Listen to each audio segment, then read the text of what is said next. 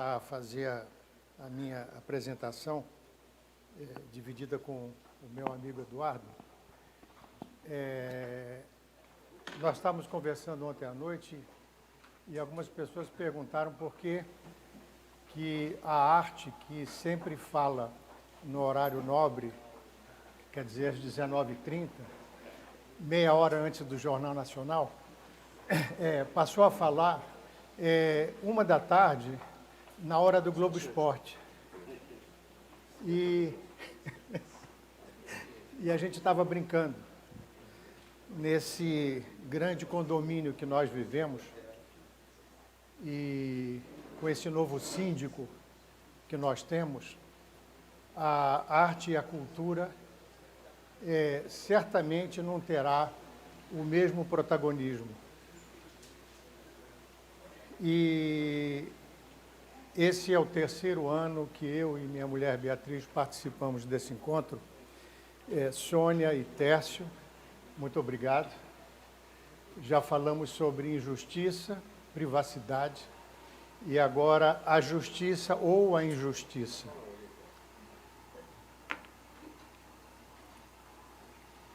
Desde os primórdios, coube aos artistas criar, interpretar a representação da justiça ou da injustiça. A representação da justiça, a balança, o martelo, a deusa Têmis e outros, era a guardiã da lei e da ordem divina, a senhora da profecia e do juramento. Era ela quem se encarregava do oráculo de Delfos, até entregá-lo ao deus Apolo.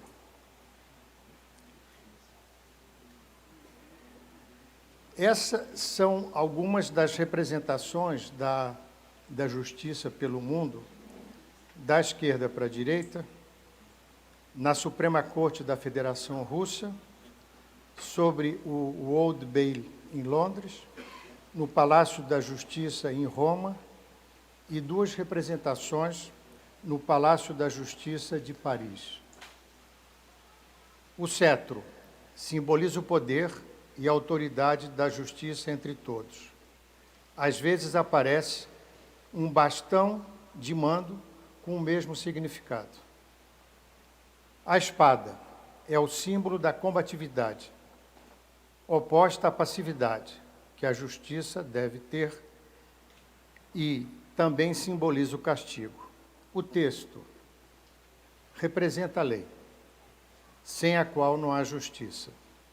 Aparece na forma de livro, pergaminho e principalmente de tábuas da lei romana.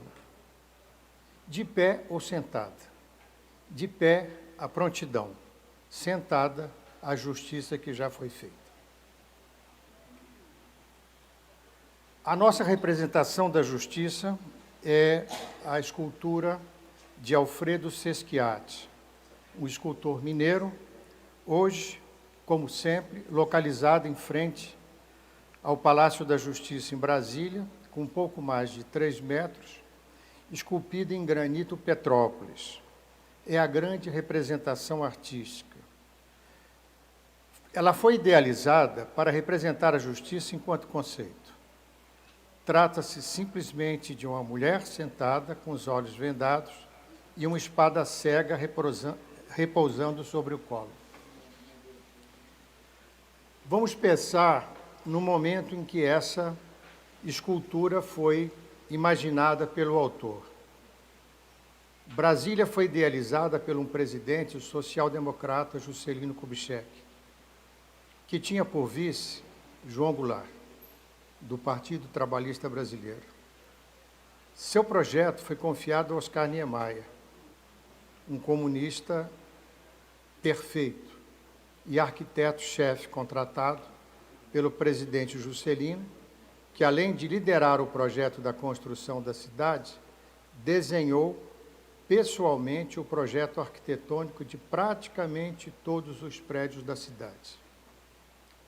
Inclusive, o Tribunal Federal, em frente à qual a estátua foi encomendada ao escultor mineiro. Em seguida, como o nosso tempo não é muito grande, eu apresento uma representação da justiça ao longo do tempo, entre o Barroco e o período moderno. Rafael de Sanzio é um afresco que hoje no Museu do Vaticano.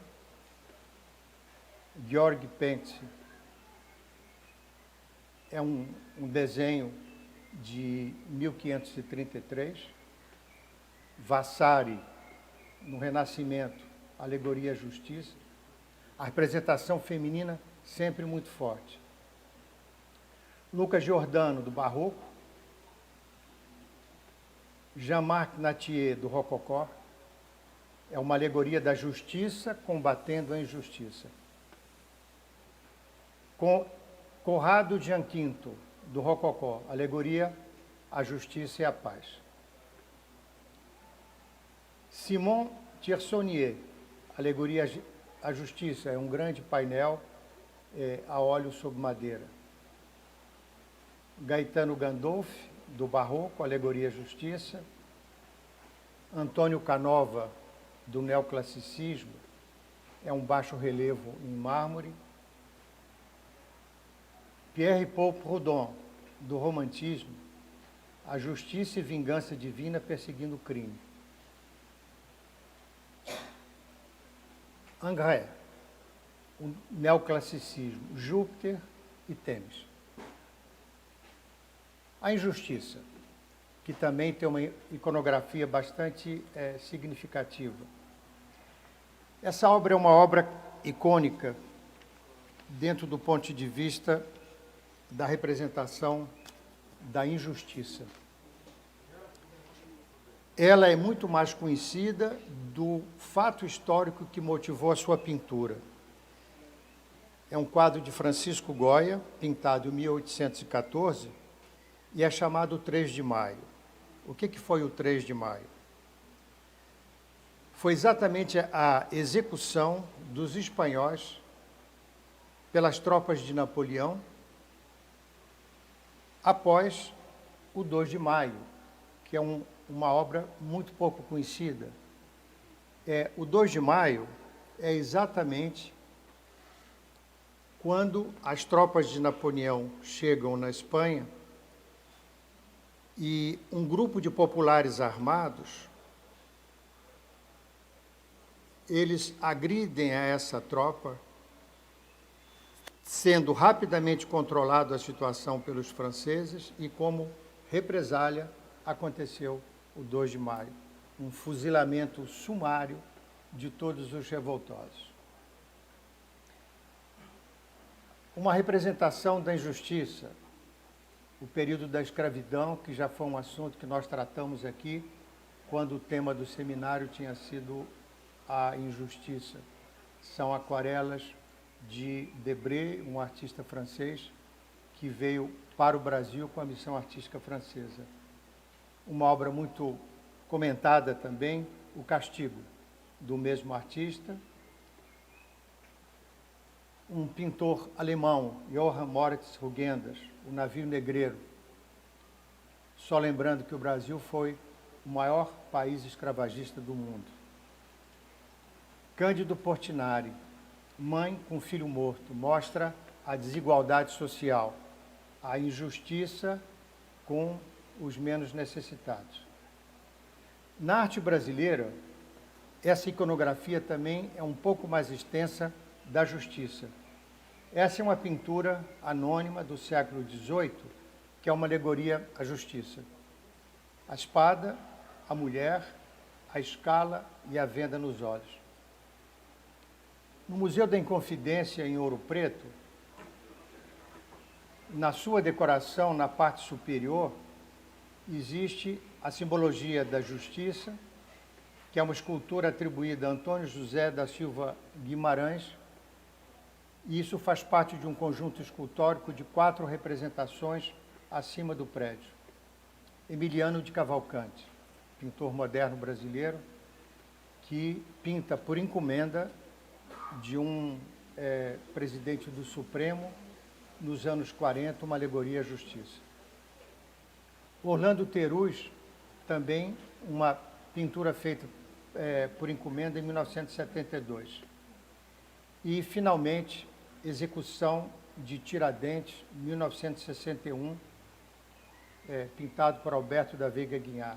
Só lembrando, esse quadro pertencia ao presidente Juscelino Kubitschek, que após a sua morte, sua família precisa vender para sobreviver.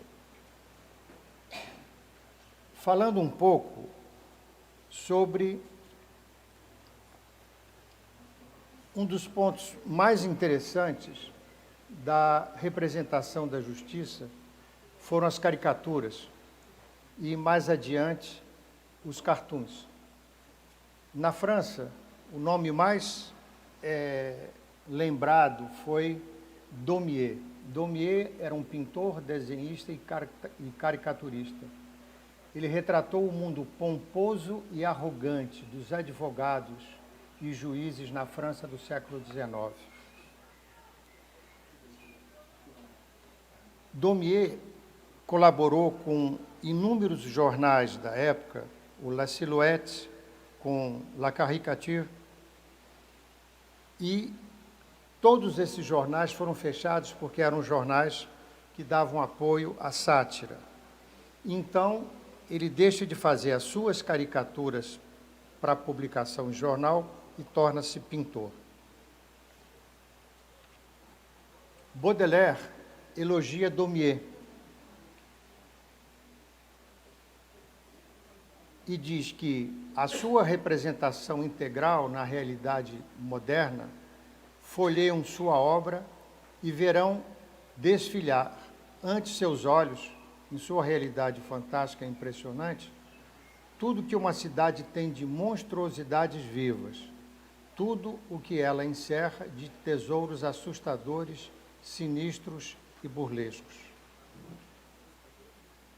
A partir de 1865, Daumier passa a fazer uma série denominada Advogados e Juízes. Os homens da justiça, jamais, desde Rabelais, os trapaceiros haviam sido comprimidos de perto, mas pesquisados mais implacavelmente dissecados, dos seus truques, nas suas manias, nas suas audácias, nas suas dissimulações. Essas roupas negras, essas faces barbeadas, o frio úmido das salas de audiência, tudo isso tem positivamente embriagado Daumier. Essa é uma série de pinturas e desenhos feitos por Daumier a partir de 1865. Advogado em debate, advogados conversando com o juiz, entre aspas, advogado, caso criminal e juiz, e em seguida as caricaturas que eram publicadas na imprensa na época. Eu fiz uma seleção de poucas que parece que vivemos o dia de hoje. Os banqueiros desonestos, advogados e empresários roubando uns aos outros. Somos todos homens honestos. E cenas forenses. Para concluir, a justiça, a crítica, as caricaturas e os cartoons. A primeira caricatura da justiça que se tem notícia no Brasil, ela surge em Pernambuco e é reconhecida como tal num jornal chamado Marimbondo. Ali sim foi a monarquia. 2 exemplos. José Bonifácio perdendo as estribeiras. Isso, uma caricatura publicada na Revista Ilustrada. E as figuras proeminentes do Império eram altamente criticadas através da Revista Ilustrada. E essa é uma caricatura muito interessante, que é o Quintino Bocaiúva pintando um quadro alusivo à febre amarela, enquanto os poderes públicos assistem impassíveis representados como vacas. As charges e os cartoons.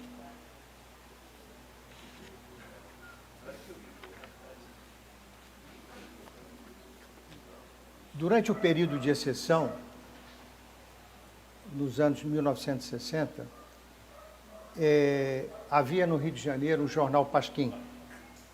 O Pasquim não trago para essa comunicação, porque eu acho que só o Pasquim ele seria motivo de um seminário.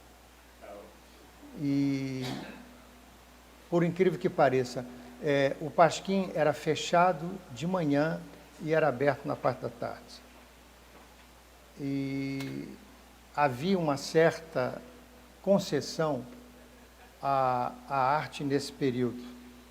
Talvez nós não tenhamos a concessão na arte a partir de janeiro de 2019. Então, vários cartunistas, Nani, com informações dessa forma. A justiça é tão lenta que pensávamos que eles já estavam em greve há anos. Ou nova lei de prisão preventiva. Ela está mexendo, temos que impedir. E a representação do Sesquiate. O bafômetro, a justiça soprando, a impunidade, absolutamente impecável. Vamos amarrar a justiça. Angeli, que é simplesmente genial.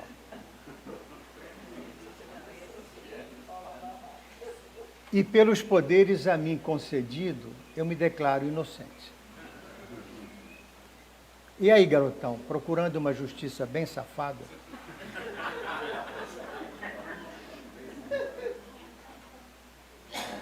Mas tu não era o quarto poder, agora eu sou o primeiro, a mídia. Deve ser a tal da brecha da lei.